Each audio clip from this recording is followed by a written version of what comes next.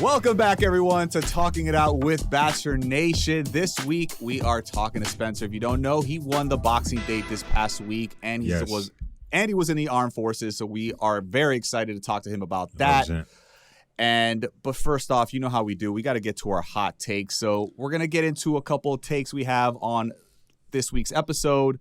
But first, we're going to get into some rapid fire hot takes on some dating questions. Yes. Shout out to Spencer as well. Just, represent for our fellow armed forces brethren. Love you, homie. Can't wait to talk to you today. Thank you for your service. Fire. Yes. I'm going to go. You want me to go first or you want to go first? Hit it, Mike. Let's do it. All right. You go. Would you ask your date's salary on a first date? No. I don't know. I think that's same. That's like a little too much. That's like what? No. Do you like me as a person first? Like, what are we talking about? Can we get there first? Seriously, that's very superficial. It's like, how much do you make? No, okay, never mind. No, bye. I'm out. Do you think it's acceptable to show up super late to a first date without an excuse? Absolutely not. You don't show up late. Yeah. In the military, since we have Spencer on today, I have to say this. In the military, they taught us 15 minutes early, it means that you're on time. Right. I've heard that before. Yeah, it's like if you're 5 minutes early, you're late, right? Or something like that. 5 minutes early, you're late. If you're on time, you are super late. Gotcha. You'd run off 15 minutes before. Have some respect, everyone. Show up I have been on late time on to a date. But yeah, at least you gave an excuse, I've right? I've been late for a date. Yeah, you excused yourself. All right, go ahead. What about you? Yeah, man, you got to have an excuse. At least, I mean, if you show up super late, there's no excuse for that. So you got to give an excuse, and I think it's disrespectful. So I would expect them to. I wouldn't be mad if they left and just left me standing there. So depends on how much time, but yeah, after enough time you can leave. True. Next question: would you ever ask to take a selfie of you both and upload it to social? No, I don't know you like that. What are we going steady right now? Are we dating already? Hey, this is no soft launch. No. Yeah, well, that would be a hard launch. A selfie? That's that selfie is I know some really nice guys that wouldn't know how to stop that from happening. It would just be awkward. They'd take They would just be like in a picture. They'd be like hitting them up after, like, would you mind taking that down? Can you delete that? Yeah. Oh, it's funny. All right. Would you burp in front of your date? Hell yeah, depending on what I'm eating. I mean, what I'm drinking. So first date, this is no matter what. I'm not going to try to burp, but if it happens, it happens. You know what I mean? Yeah, you excuse And then I'll yourself. probably make a joke about it. If it happens, it happens. I'm not going to be holding my gastric bypass for you. My gastric bypass. That was so ignorant, and we're keeping it in. I would try to reserve all bodily function noises to a minimum, especially a first date. I mean, later on down the line, it's going to come out, right? So at that point, you excuse yourself anyway, but I don't know. Not the first date, though, Mike. I don't know. Do you think you'd ever get your phone out and make sure you're following each other on social media before? No, I definitely would not be following them. Maybe check out their profile, but I wouldn't follow them, right? I mean, I would maybe check out their profile, but I'm not following them. Yeah, no. During a first date, yeah, that's weird. It's like, hey, you want to follow each other right now? As soon as you sit down. I also think, Brian, we're older, and so that's not our. I was dating before social media. I'm aging myself, but it is what it is, right? Yeah. And so that's not really I don't have to be following you to go on a date with you. Okay, let's see. Would you perform PDA on a first date? Hell yeah. I am. And now if my lady doesn't like it, then we're not going to do it, right? But if you asking me, do I like it? I let other people know that's my girl, bro. You know what I mean? Yeah. I don't believe in not. Smacks, let's go. I'm okay with kissing on the first date. Yeah. I'm totally okay. Again, if you feel it, if you're in the moment and it feels right and both parties are consenting, go for it. I don't have a problem with that. I will say, I have been known to say, and I have been known to do, not give a kiss on the first date. That's cool. Just, were you not feeling it? No, there's been times I definitely was feeling it and she still didn't kiss on the first date. Oh, you held out. You made him wait a little bit. Oh, yeah. You know what I mean?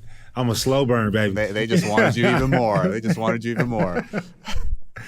Right. Is it okay to repeatedly scroll on your phone and or text? No, that's just rude. Yeah. I mean, are you even there on a date? I mean, what are you doing if you're on your phone? Actually, that's not even rude. That's a wonderful way for me to know that you're not for me. So I actually appreciate that. You helped me a lot of time. You helped me with a lot of time. There will be no second date. Can you imagine going to the bathroom for ages to call a friend? Personally, no, but I feel that some people do that. So they go to the bathroom, call a friend, maybe get that, excuse train out and, have them, what's that? I got a question for you. Have you ever text your homie on the slide and be like, bruh, I need you to call me in 15 minutes? Never. I have definitely done that. Was the date that bad? Yes. Because I'm like one of the dudes that are typically going on the nicer side when it comes to dating. And if it's just that bad, I will have a homie call me like, I'm sorry, I got to go. It's an emergency. I've 100% done it. I'll put myself on Front Street. I don't care. Let me get a rain check. Just kidding. No, I'll just suffer through the date and, there will be no second date. All right, go ahead. Would you talk about your ex?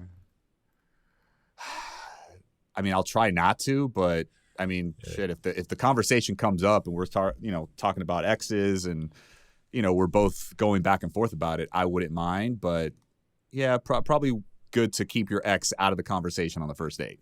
I would say if you can, then do so. But if the conversation calls for it and if it's warranted, then there's nothing wrong with it. It's depending on how you speak about them. If you're speaking about your ex derogatorily, overtly, extremely, not one decent thing, then just say nothing at all, because I probably would say, well, damn, what's wrong with you? And you definitely don't want to be the only one talking about the ex, so I feel like it has to be a back and forth. And yes, I agree with you. I wouldn't be talking. I'd actually give as little detail as possible, maybe just overall themes, as, if anything. Do you think it's okay to ask them if they want to get married and have kids? Absolutely so. I'm 34 years old. Yes. You ain't got time to waste. Yeah. Especially on these Bachelorette. I mean, they're talking about that right away. That's important. If that's something you want out of life, then why not get that out of the way? I don't think that's that bad. No, not at all. But let me ask you this, Bryan. On the first date, would you cook at their house? Would I cook at their house? Yeah, their house. Not your house, their house. Yeah, I don't see a problem with that. I mean, if she invited, if the woman invited me over and was like, hey, why don't you cook dinner for us? I don't know. I think that's kind of romantic. I'd go over there. I'd be a little out of my element. It's not a kitchen I know. I don't know where all the utensils are. I may be a little lost, but I wouldn't mind. I need to be a good cook, though. No, I don't even think you need to be a good cook. I mean, for you, maybe. I mean, are you going to go over there and cook up some trash? What? Nah, for me, it's just I wouldn't do it. I would ask to do something else, because I personally wouldn't feel comfortable in her home, on first, right then and there. Yeah. I guess for a date, nah.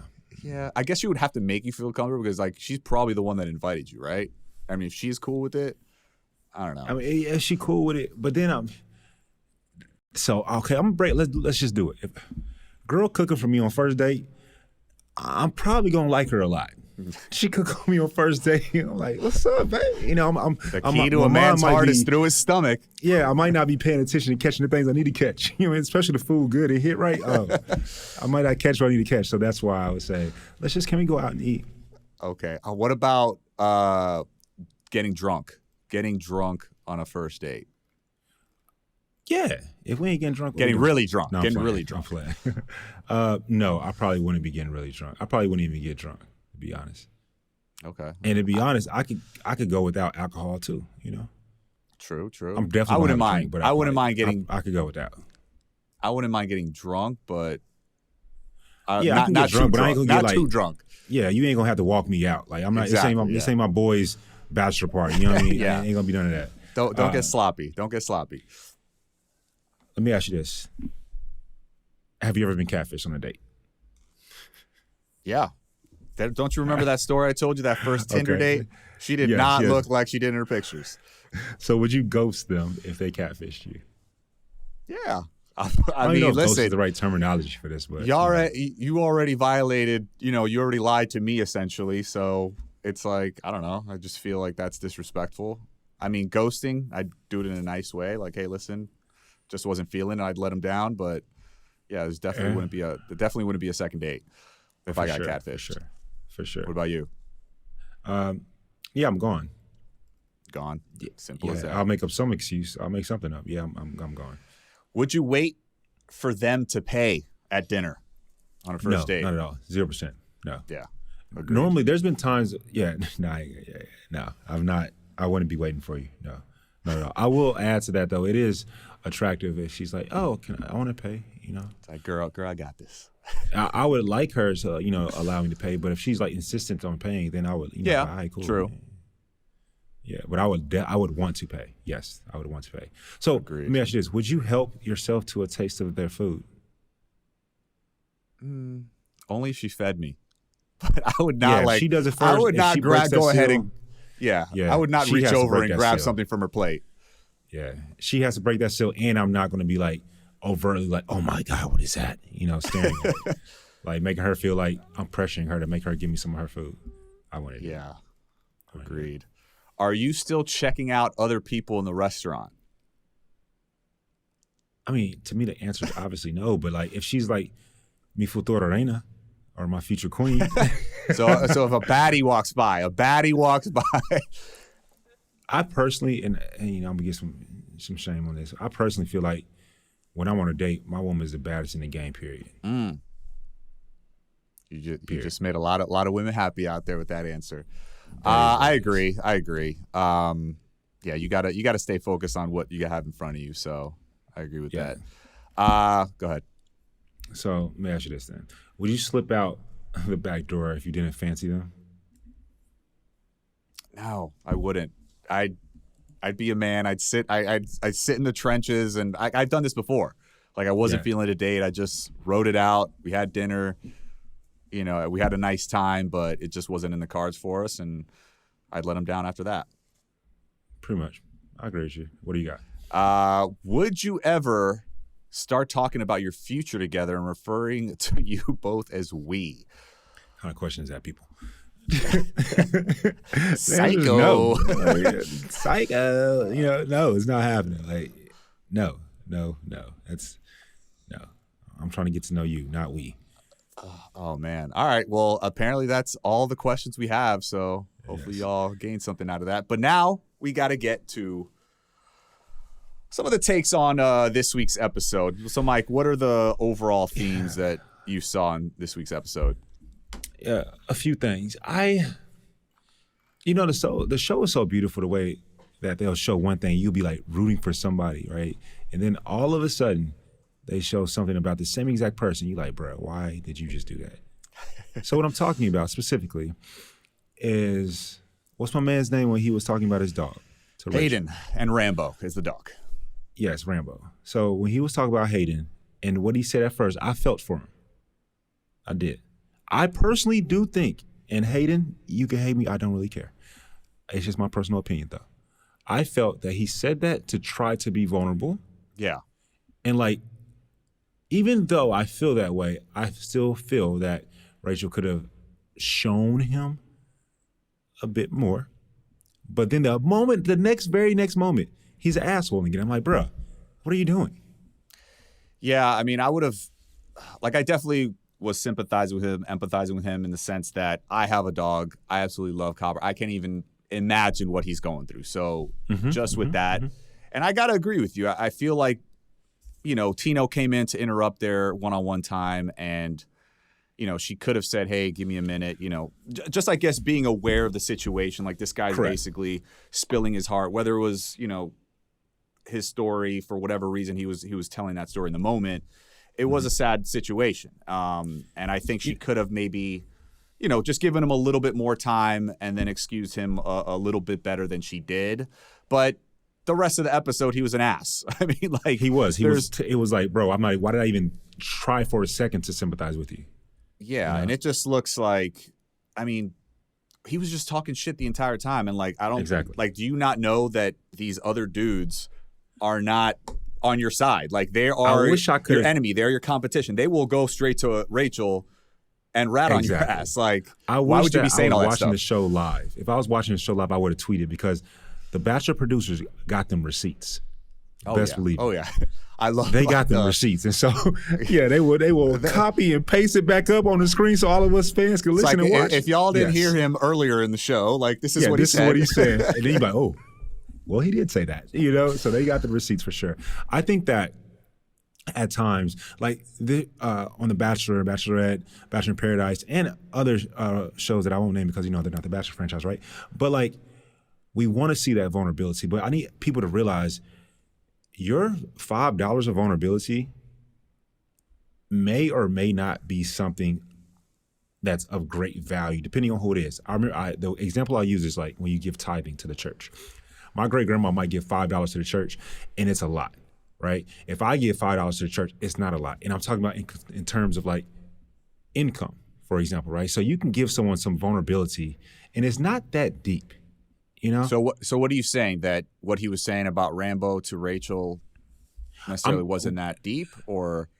No, I feel that situation was deep. I don't feel that it was his most vulnerable position to be in. And I'm not saying that he needed to be, nor he wanted to be or was trying to be. I'm simply saying in general, so outside of him, but just in general, I think that a lot of times people try to show vulnerability, but they're just giving half-ass vulnerability, if that makes sense. Yeah. Or surface level stuff that they feel like, okay, I gave her something or I gave him something of vulnerability. Now I pass the baton back to you. Does it make sense? Yeah, no, absolutely. And I mean, yes, that was, I feel like, a vulnerable situation. I don't know if it was necessarily anything that he was saying that was going to advance his relationship with Rachel, but at the same time, everything that he was saying about Rachel and Gabby, I mean, I have the receipts here. To paraphrase, comparing my ex to them and they don't hold a candle to her. Mm-hmm. I don't see how any guy in her can think about marrying these girls. I don't see how any guy in here can think about marrying these girls, is what he said. That was terrible to say. That was, I mean, for real, that was one of the bruh, get the hell out of it. Get off my screen. And then he said, bitch, then maybe you shouldn't use that word to describe yourself then. Like, I mean, bruh, you're saying this out loud? Like, seriously, like, just play. You're planning your exit, your funeral right now. I mean, that's disrespectful. And I mean, Meatball took that. Thing? Oh, Meatball for the win, homie. Yeah, Meatball took that. I mean, granted, you know how I feel about people who go, that's the thing. He goes and tells Rachel about Hayden, and he didn't advance his relationship with her whatsoever. So at that point, like, those types of guys, I was like, you're going to be sent home eventually. So your role right now is just to basically transfer that information to the Bachelorette. You don't like those individuals. This is true. You're on record saying that. Yes, but it was it needed to be said by somebody, and he's just needed to be said for sure. Yeah. And what Hayden, I was, how I'm always, not always, but a lot of times I'm like, yo, I can't wait to see you in paradise. I would love for you to go to paradise. I don't feel that way about him. About Hayden? Yeah, yes, no, he can just disappear, to be quite honest. But he might be a great guy. He might be great. We might meet in person. He might, kick it. But as of today, that's what I saw of him. What I've seen, it's a no for me, dog. Mm-mm. Yeah, I agree. Another, I guess, hot topic on this show. There was a huge one. Say it. Please say it. Oh, man, Logan, yes, my guy. Thank you. So basically, Logan, as you all saw, he started missing Gabby, like, after basically accepting a bunch of roses from Rachel, especially back in the mansion. He accepted that rose, and then all of a sudden he started having feelings, towards Gabby. He started missing her, and now he's in a pickle. He basically accepted Rachel's rose at the end of the episode. What are your thoughts on that? Had he accepted that rose knowing what is going on in his brain? Absolutely, unequivocally, no. But prior to that, I do want to say I'm not absolutely unequivocally no when he accepted Rachel's rose, original rose. When he accepted it previously, I wasn't like completely against him. But now he absolutely knows in his heart who he wants, and he wants Gabby. His ass was wrong. How do you feel? Here's the thing. I could see both sides of it, right?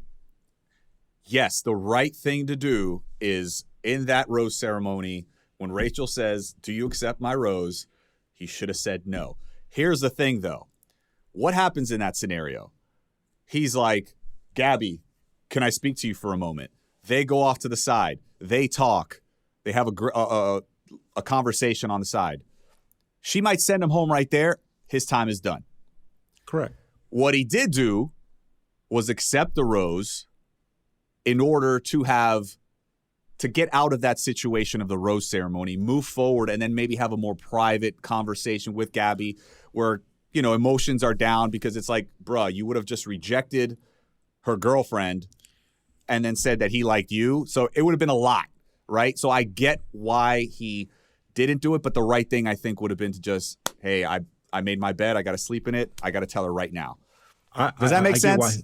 Yeah, completely. I get why he didn't do it. I think the reason he didn't do it was because he was looking out for Rachel's feelings, which it's going to hurt regardless. But at the same time, he's only making that hurt even more. The cut is going to hurt even deeper by extending it. That's what he's doing. By extending it, he's making the cut hurt even deeper. So that's why he was wrong.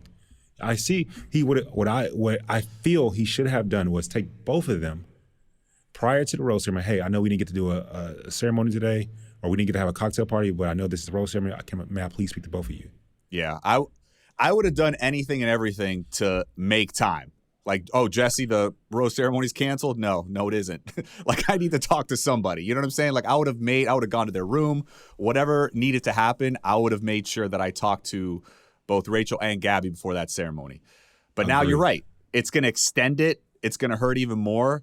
But here's the thing. Like, I'm sure in his mind, he's like, I'm not going to get the time here that I need with Gabby. So I need to do what I got to do right now, even though it's going to hurt Rachel, regardless of when he does it, it's going to hurt. So I'm sure he's thinking, I love Gabby.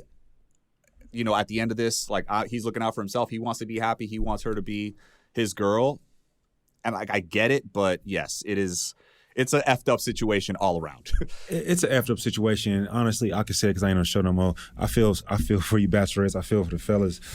Somebody wanted some drama, but somebody that I do want to talk it out with that we haven't gotten to see much time with, but I know they beat somebody's ass on the episode, is our beautiful guest today, Spencer. Let's talk it out with the homie. Clark Kent himself, a.k.a. Spencer, a.k.a. Mike Tyson in the ring. How you doing today, man? Hey, Mike. Thank you. I appreciate it. Good to be here. Happy to have you on, Spencer. How you doing, Brian? Good, man. Good. So talk to us, man. How are you? Yes. Feeling good after last night. It was fun. That was a pretty amazing date, to be honest with you. We didn't get to see a lot of the highlights. A lot of the guys enjoyed it for sure. But no, it was a great experience last night. Feeling pretty good for sure. Well, come on. It's just the fellas talking. Like, how did that make you feel, just being like the knockout king of the night? Like, what was the champ? You were the champ of the night. What were other guys saying to you that we didn't get to see back home watching? No, I got a lot of texts from some guys, for sure, throwing support. A couple from some of my old instructors. I think I was the only one with maybe some boxing experience. I think Quincy had some too. But I took, at West Point, I took boxing class, so I had some skills left in the tank. Damn, these guys didn't know. These guys didn't know what was coming. Yeah, no, it was good. I think that those French trainers were something else too. The female, she could knock me out too. They were awesome. But no, I got a lot of texts, a lot of support. And again, it was just interesting coming from boxing class. I don't know, what is it, 8 years ago now? I ended up using those skills on a Bachelorette in France, 8 years later. Who'd have thought? See that one coming. Who'd have thought, right? I'm glad you represent for the military, to be honest. You're my armed forces brother, so I'm happy for that. Thank you for your service. And thank you, Airman First Class. I appreciate it. Someone's looked up some stuff. I haven't heard that so long. You said the female instructor. Come on, Spencer. We both know. All three of us know that any woman that is an instructor is going to kick your ass. It's just universal law. She was an absolute rock star. I think I could only kick. They didn't let kicking in the actual boxing events, but the French form that they taught us throughout the day, kicking was involved. And I can't kick above my hip, but she could smack me in the face with her leg, foot, no problem. So we were just very happy we didn't have to fight those guys at the end of that. So who was your opponent in the ring? So I fought Kirk. I was actually the last fight. I'm not sure in what sequence that they showed the fights happen.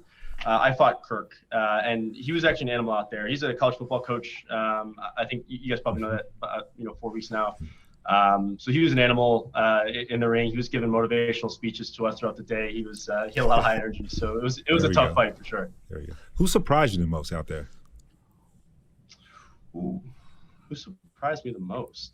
Yeah. Actually, Quincy didn't tell anyone he had experience until the very end. So Quincy actually had the best form. Honestly, Quincy, I got to be honest with you. it looked like a real fight. Mine and Kirk was a brawl, right? We were going back and forth, a lot of high energy. Quincy, was making the right combos, the right punches at the right time. So also a guy I'm happy didn't have to fight besides the instructors. Mike, see, Miami representing a little bit over right there. A little bit. He won, a little bit. We rag, Spencer. We rag. I'm from Miami, but a couple of the Miami guys lately haven't been too great. So the last Miami guys haven't done too much. We got to show out for some positive talk there about some Miami guys. But is there anybody that you would have liked to have seen duke it out in the ring? Between just any of the contestants, like any particular matchups? Any of the contestants? That's a tough one. I don't know. I would have loved to see Jesse in there, but again, I wouldn't want to fight Jesse. He's still a pretty big boy. But the contestants, I don't know. On the other side, Avon's pretty strong. He's deceptively strong. We're working out at the house together in the mansion, back in LA. He's pretty strong. So we were kind of thought the whole day we were gonna have to fight Rachel's guys. Actually, that was kind of where we thought that would go in. And then they kind of put a spinball on us and said you have to fight each other. But I would like to see Avon in there for sure. Seems like a good competitor too. Hey Spencer, have you ever watched the show prior? I have actually. So I grew up kind of watching it here and there. My mother and sister, they watch The Bachelor. They watched it for a while. I think my earliest memory of the show was watching the Jordan Rogers season when he was on that. Okay. And then I actually grew up with someone Mike knows. His name is Connor S. We were swimming competitors growing up. So when he was on your season, Mike, I got involved. And ever since then, I've kind of stayed in touch with, I guess I'll say the main characters, right? Went into Pete's season and kind of just trickled on now through here. I think the first full season I watched was this last season, right? Because of Gabby and Rachel. Was your family always like, you could be a good candidate for this Bachelorette show? Not necessarily. I don't think so. And maybe Mike and I can talk about this a little bit. But going from kind of the military to, yes, the Bachelorette isn't exactly an interesting. It is an interesting transition. It's not normal, right?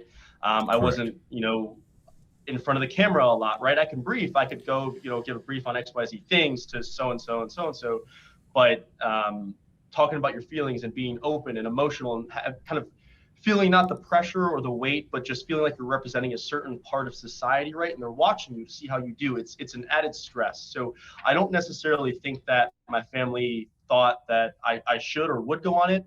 When I did, I had 100% of their support, but it was definitely interesting to transition from military lifestyle and acting a certain way into, talking about being vulnerable, right? With the Bachelorettes, in front of how many million people.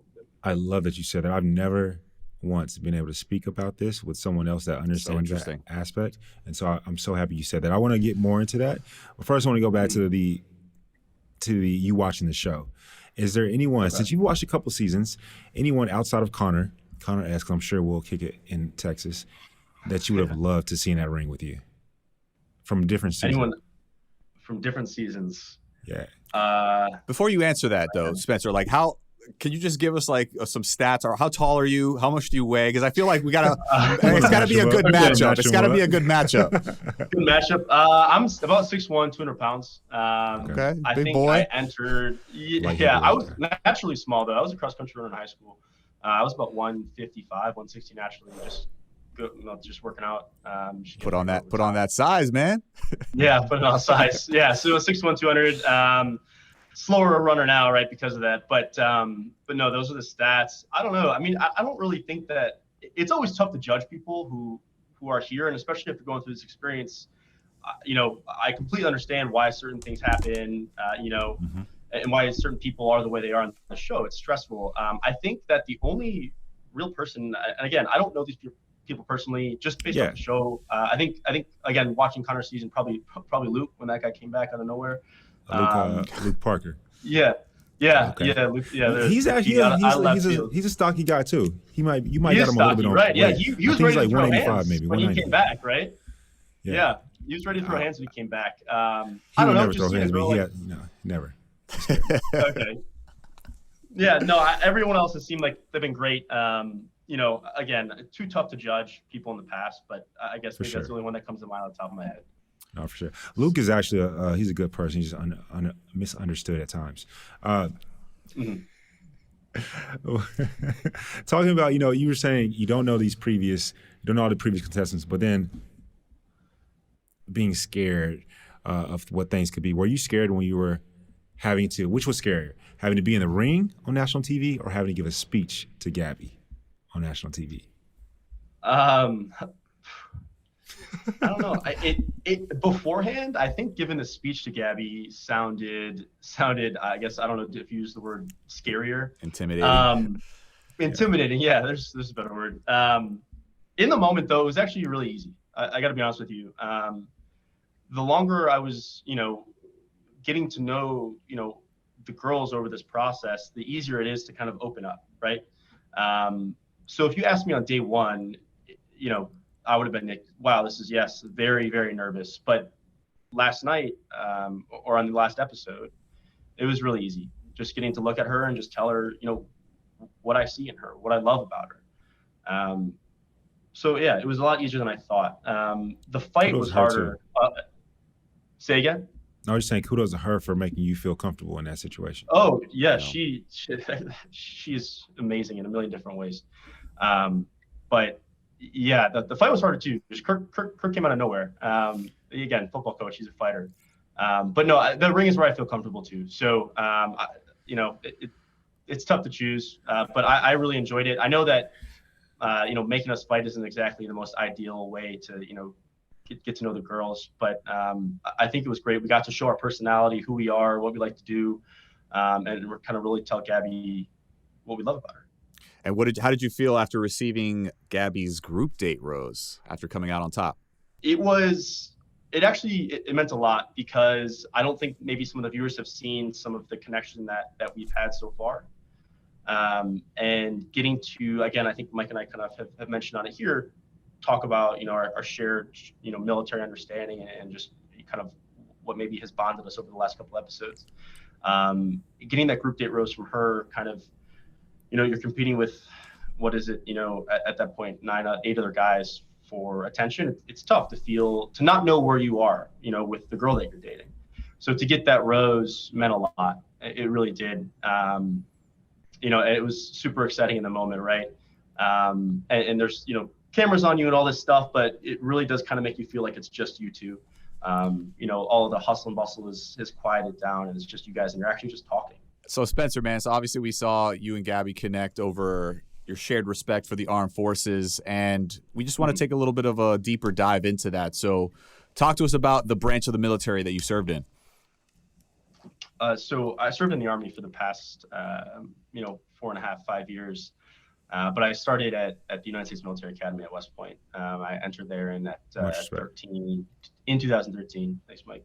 2013, graduated in 2017, and then was active as an officer for the past 4.5, 5 years. Amazing. Nice. Amazing.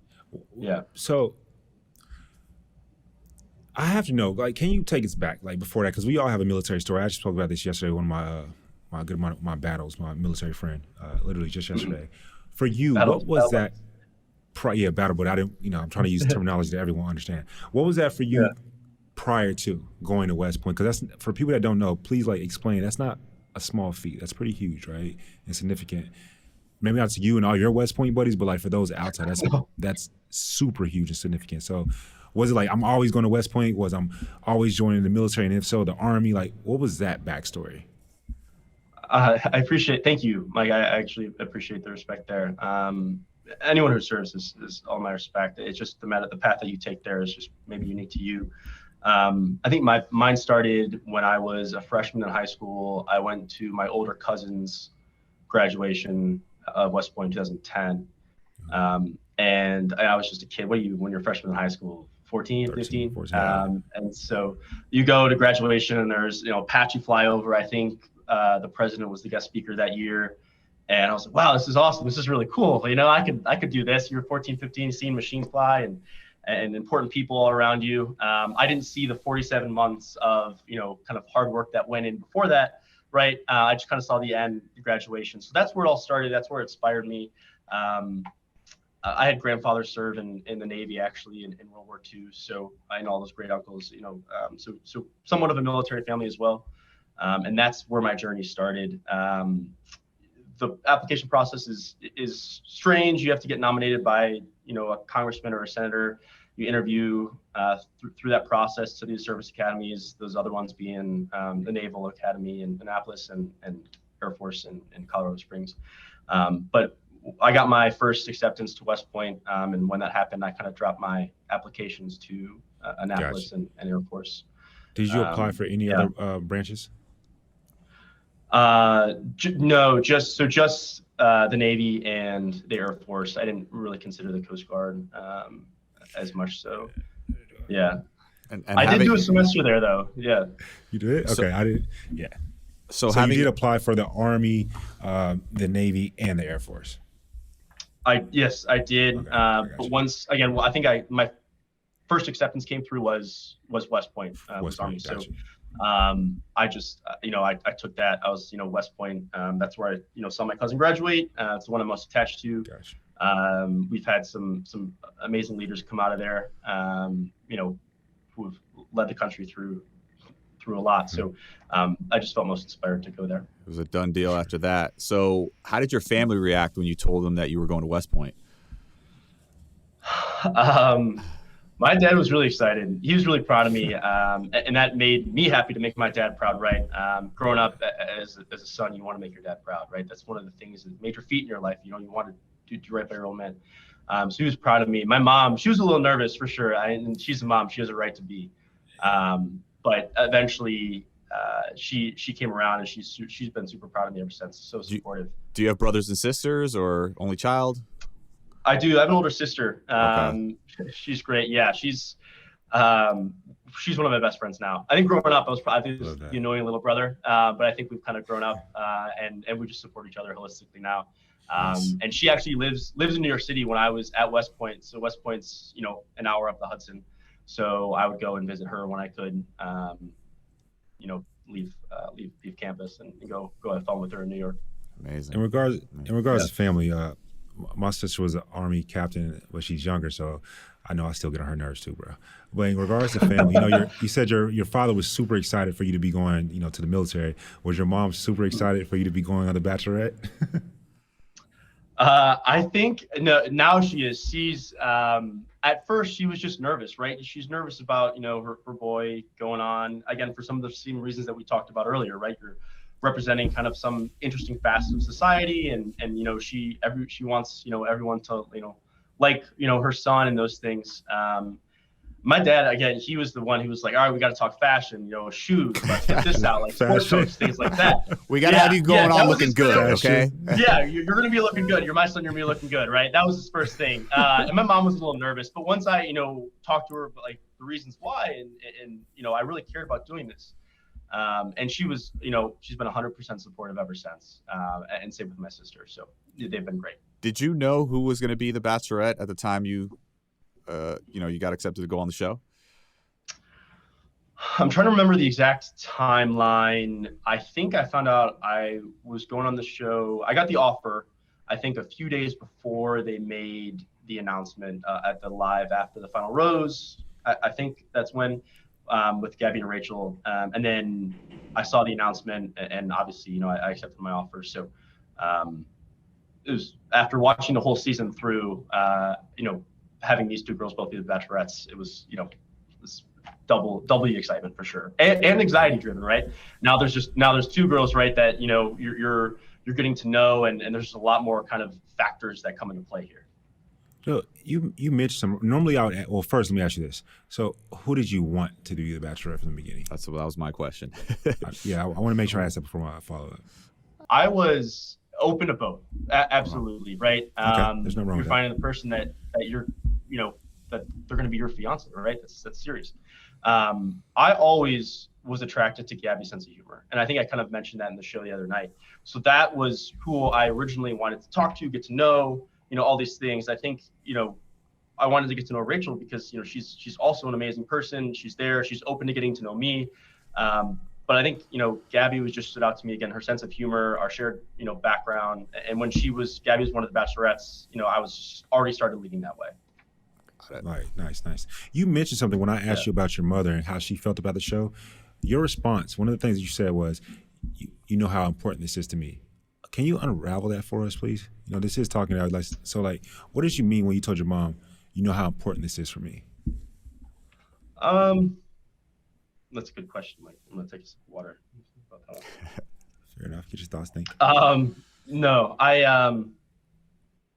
my mother just takes me seriously, right? And she's gonna support me with what I find, is important and serious to me.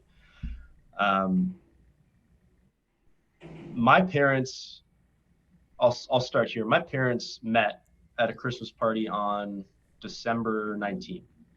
And they got engaged 11 days later when the ball dropped on New Year's Eve. So they've been together ever since, 30 years. Wow. Amazing. Pretty crazy. Those two are amazing people. And so when we started talking about this process, right, going through this, what this is like, my parents, and especially my mom, was offering me advice. If this is quick, this is fast. Is this something that you'd be ready for? And I, kind of went back with her. I was like, you and my dad, you guys have, been together 3 years, met 11 days. And she was just nervous. She was like, it's not the same way it is anymore, right? Times have changed. Engage. Yeah, times have changed. And I think that's just what she was most concerned about. But she saw that I was serious. I'm ready to find that person that I want to be engaged with. What was the advice what was the best advice that you got going in, whether it be from a family member, a friend? To the show, I think just, be open, be honest, be vulnerable. And again, that was tough at first. That was very hard for me. And not to say that it wasn't hard for other people either. Everyone has their own struggle. Just for me, being so serious and having a certain profession in my past, it was just hard for me to open up. But I'm really happy I had the advice beforehand to be open and honest again. And that's what my mom told me as well. She was like, if you're going to do this, like, you can't go 90%. You have to go 100% in. It's like, we've watched the show. Like, we Mom was we know how you got to do it. Yeah. Where are you at in your life in terms of, like, you're a polished individual, right? You got some respect from outside people. You've done some pretty cool things. You're financially fit. You're young. Where are you at in terms of where you want to be in the next 5 years? What do you see for yourself? In 5 years, in terms of professional work, or just like where I am, like mentally, like headspace wise, family wise? Top 6 things, any category. No, not in order, but top 6 things. Okay. Because I know you're a venture capitalist. I know that you came from West Point. I know that you've been on the show. I'm painting a picture of who I see you as, right? Mm-hmm. And so I'm wondering, in 5 years, top 6 things that you would love to happen. Love to happen. I think so. Going to business school this fall, and that's for a reason, right? I think that, and this speaks to kind of professional goals. We'll start there. Is I do, and I still do. I know you do too, Mike. Care about service to the country, to the community, to people around you. However you can help, right? This is kind of like a little model I like to live by. So professionally, I want to continue to serve after, right? We're no longer in uniform, but there are certain things that you can do from the private sector to help out defense and security. And I know that this is a podcast geared towards the Bachelorette. It's just, again, one of those passions I care about. Podcast geared towards you, our guest. We want to know you. Okay. I appreciate that. What I care about is, the security of the United States and going forward. Country's not perfect. We know that. We have a lot of flaws. We have flawed individuals. Things are always different. They're changing. But I truly believe that going forward, I think this country's has the resources and the capabilities to push ourselves forward, as humans, right? So from a private sector, I would like to, again, going with venture capital, invest in technologies that, help propel research and development within the military, giving our soldiers more new technologies, in the worst case scenario, right, if they need to use these. That's where I'd like to be in 5 years, is kind of spearheading that operation, linking Silicon Valley with the Pentagon. Relationship wise, where do I want to be in 5 years? Talking about kids, right? It's weird. You're getting older, and the more you talk about kids and then all these different things. How old are you right now? Crazy life. I'm 27 right now. 27. Okay. So 5 Yeah. years, 32. Yeah. 5 years, 32. Yeah. No, I would love to have a kid or two, but I've always wanted to be a dad, for sure. My dad he's been my role model my whole life. He made a career for himself, just off hard work, and again, continue to make a real man proud.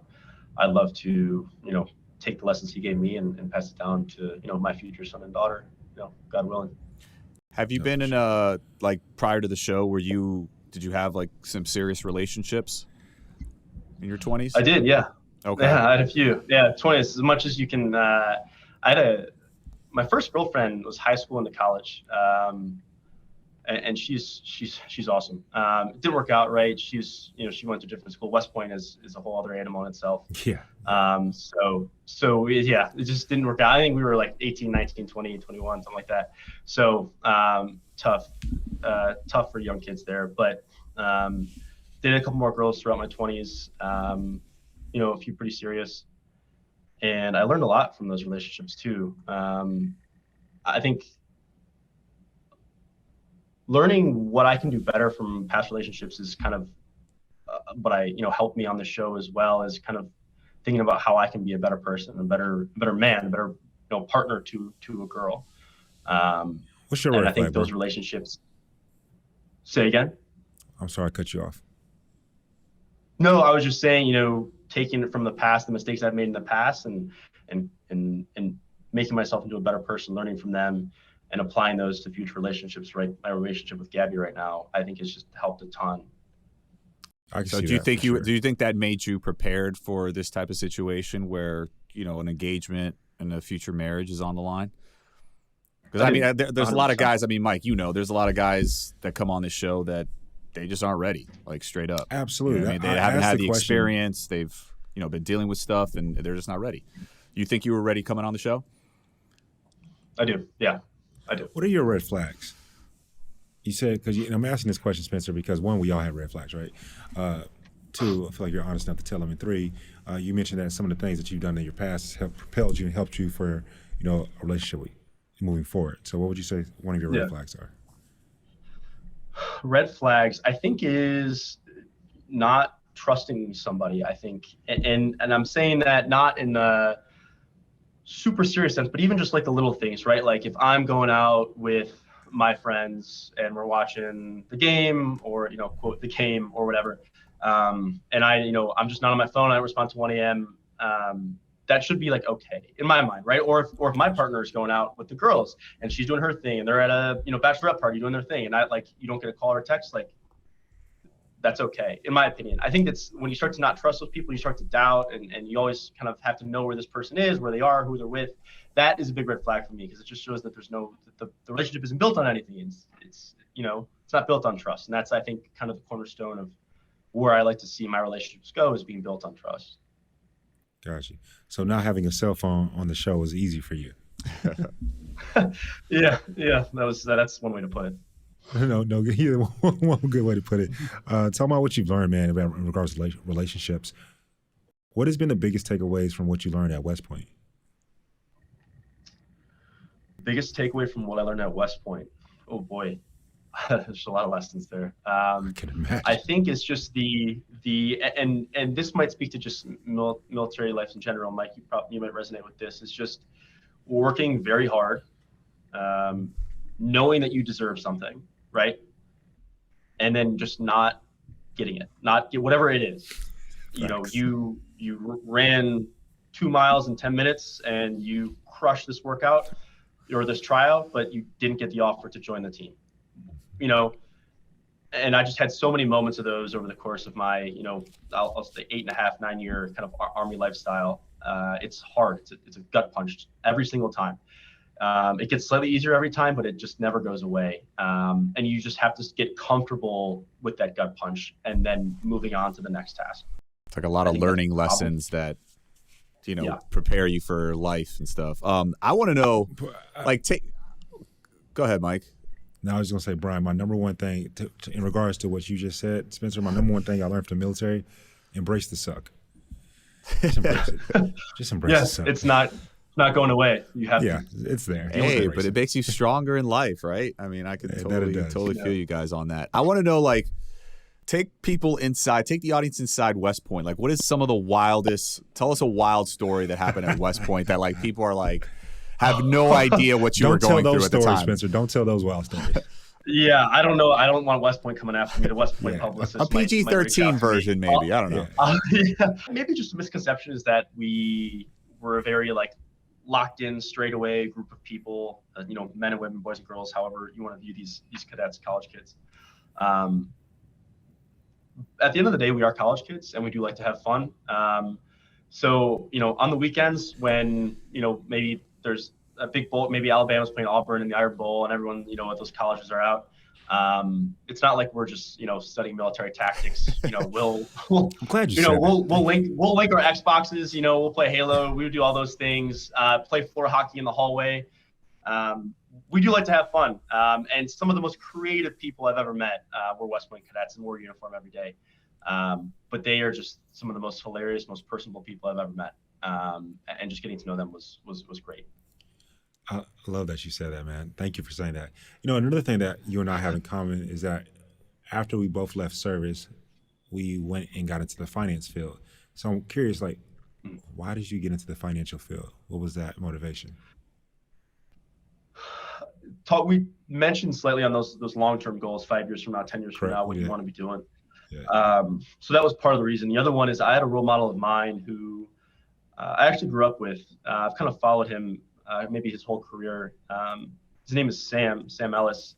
He went to my high school. He was a West Point grad of 2012, and he was an intelligence officer. And then he got out and co-founded a startup, and he went through the entrepreneur journey, and he founded his own firm, venture capital firm, which is where I'm an analyst at right now. For another couple of weeks till I go to grad school. And he since partnered with another firm, and he's doing amazing things. But watching him go through this growth cycle and be in a position where he is, serving the country, seeing both the pros and the cons of how the military operates, and then using the private sector to his advantage and really propel research and development, tech, financing. That is kind of where I initially got my inspiration is from Sam. There's no such thing as a self-made man, self-made person. Correct. Sam has given me more life lessons than I can name. So I have him a lot to thank for. And that's kind of what led me into the finance field was his, spearhead. Love that. Very so cool. Sam basically told you can make a lot of money in this. No, no, Sam is the blueprint. I'm playing. Sam is the blueprint. Sam. For sure. So talk about the show, man. Have you seen anything that surprised you? I mean, I know you maybe caught a couple seasons here and there, but did anything surprise you on the show when you were there? Yeah, I think maybe the first thing that surprised me is just how much time you spend with the rest of the cast. I didn't really think that you would, be sitting down on the couch for 8 hours a day sometimes, just talking up with the guys. And so I can see how some of the guys get so close, right? Mike and Connor. You just get close with these guys. I did not expect that. I didn't think it would be that way because you're all dating the same girl or girls. But you're friends, so that's an interesting aspect of the show. So I can see how that can cause issues as well. I also didn't think some of the people who work on the show, they're incredibly kind. They're not, Glad you said that too. malicious people. They're not malicious people out there to get you, right? I think the monsters that they're painted to be out in the real world. Yeah. They're like some monsters who are pulling strings all the way, but they're incredibly kind to you, and all the way, down to just some of the handlers, who, wash dishes, right? They're great. They're some of the best people I've ever met, and I did not expect that as well. That made my time there a lot better. to know I could, vent and talk to these people, and they had my best interest at heart. Did not expect that. Glad you said that. They need their ode as well. Really quick, before we let you go, what was like the overall feel in the house when Hayden was sent home? That's a good question. I was shock, relief, exciting. So when he was sent home, yeah, this when he sent home, okay, it was. I think it just mostly reminded me, especially, that this is very real. It's a very real thing. If you can go home at a moment's notice. Do you think he deserved it?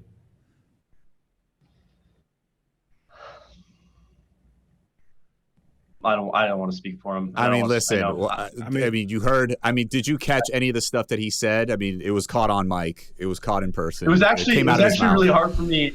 It was hard for me to hear. I was at a bar watching it with some friends, and every time things happen, people are like going crazy, and you're trying to watch. I should probably rewatch that episode. Yeah. I think Hayden has the best intentions at heart, right? Especially with his dog. It's a lot. It's a lot to be away from something you love. Yeah. Very true. So to be in that position, I can't imagine it. I just hope that him and Rachel are doing okay respectively, right, in their own heads. Let me ask you a different way. Was Hayden, like the things that Hayden was caught on camera, the show has the receipts of some of the things that he said. Do you feel that his personality was valid in saying those things? I personally think that he definitely has good intentions, but I've also said I don't want to see his ass in paradise. So you were there in the house, right? Because I love to learn about someone that was actually there in the house. Do you feel like he says some off-the-wall stuff sometime? Not to me. Never heard that. Sure. I saw his conversation, I think, with Ethan and James, maybe. I think that's where they were sitting outside. Poor choice of words. I'll say that. For sure. To say the least. Yeah, for sure. Poor choice of words. Again, in the moment, it's stressful. It's hard. You love something. You're meeting a new person, and you want them to care about the thing as well. Poor choice of words. I think he regrets saying them. I know he does, right? I'm sure he does. Posted 100%. About it. It sucks. Anytime someone makes one of the girls upset, it's always hard to watch. And hopefully just it doesn't happen in the future, right? I think he learned a lot, right? I don't think he'll probably say stuff like that again. Very well said. You did a learning experience. Protecting your homie. How happy are you that you are focused on Gabby and not in a situation like Logan is in right now? I think it would be unfair if Logan really does have feelings for the other side if he were to just remain on Rachel's side. So while it sucks, to look at and to watch, I think that he did have the best intentions of the girls at heart. And when he made that call, I don't know, but when he made that call, I would hope that he understood that he might just go home, right? If Gabby, isn't feeling that way and Rachel's like, yep, I don't want you here either. I think if he had the comfortability of going home, I think then his intentions were pure, right? He's definitely risking, kind of teetering on both sides. But to answer your question, Brian, I'm happy I'm in my Gabby corner. I'm not leaving. Gabby's amazing. I really can't wait to get to know her better. Happy and focused. She really is. That's the key. She really is. Yeah. Hey man, before we let you go, we have to ask. This is Talking Out. We appreciate you being here today. What is your gem that you would love to let our listeners hear? Ooh, the gem. That's right. I think it. I think this is a quote. I was really stressed one day. I came in. I didn't kind of get a job that I thought I should get. So I was talking to a military role model of mine. He's in my chain of command, but off the books, closed door, we were talking. He was, one of my role models then, still is. I was kind of going off about, this, and this. I'm better than this person. I deserve this. Again, we talk about deserving things, not getting them. All right, being frustrated. And I was telling him I want to be great. I want to be, a general. I want to be great. I want to do these things. And I used the word great. And he was like, all right, sit down. And he said that a great man is not necessarily a good one. And that kind of took me back for a second.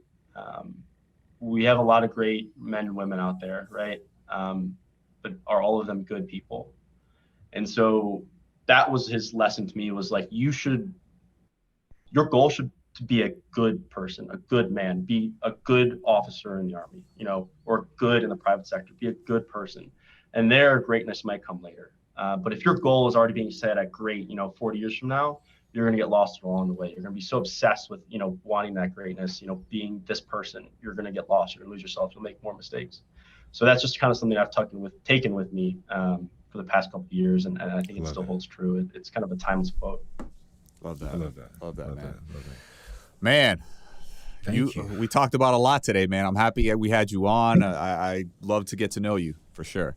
Yeah, you're coming on. Thank you. Yeah, no, Mike, Bryan, you guys are awesome hosts. Thank you for making it easier for me, right? I'm not an expert like you guys are, but no, I really appreciate you guys. I've been listening to you guys a lot recently, so I appreciate it. Mike, I think Connor says hey, but again, I appreciate it, you guys. Oh, and one last question. Before we let you go, we got to ask. Let's say things don't work out between you and Gabby. Can we see you on Paradise potentially? I mean, is that something that you would be open to? I'm just enjoying dating Gabby right now, for sure. Brian, he's good, Mike. He's good. Brian, that's why I didn't even ask the question. You got to that question. When it comes to Spencer, you got to throw that in there good. It's like, I don't like broccoli. You got to throw it in there good. Even then, I feel like he's gonna be a straight arrow with that. No, he's good. He's not gonna give us anything. Good answer, well, Spencer. If you are on Paradise, we would love to see you continue to make Gabby happy. We would love to see that as well. So, thank you for being on Talking It Out today, and can't wait to see what the future has for you. Appreciate you, man. Spencer is someone that I would like to get an old fashioned with. Yeah. No. I definitely could see you guys vibing in a big time way with your backgrounds. Yeah. I feel you guys are two men that were in the armed forces that have represented themselves extremely well on the show. Like, so far, fantastic. Yeah, he's doing fantastic. Hopefully he keeps it that way the rest of the season. Sure, but his showing so far, respect. You know what I'm saying? Yeah, definitely so. I'm glad he brought up the fact about, because I've never had this conversation with someone that comes from the forces and the vulnerability aspect, right? Yeah. I remember when I was on the show, people were saying, "Oh, Mike didn't cry. He's not ready for this position." I'm like, "Bro, get the hell out of here. I've done and did things that are tenfold harder, so this is not making me feel like I should cry, right?" And so I'm glad he brought that up. But he still is able to show his vulnerability, And so amongst all the other things, I would love to talk to him more. He was really cool to talk to.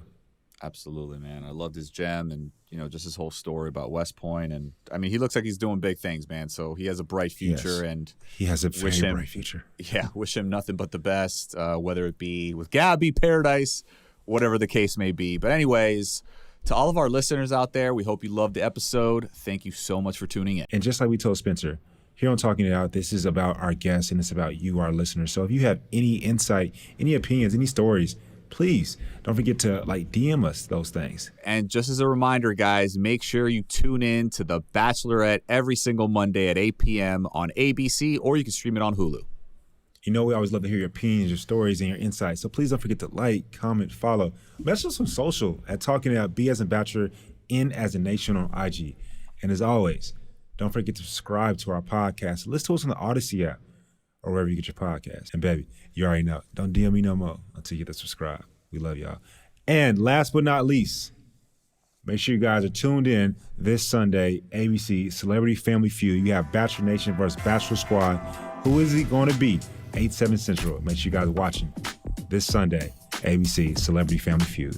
We love y'all.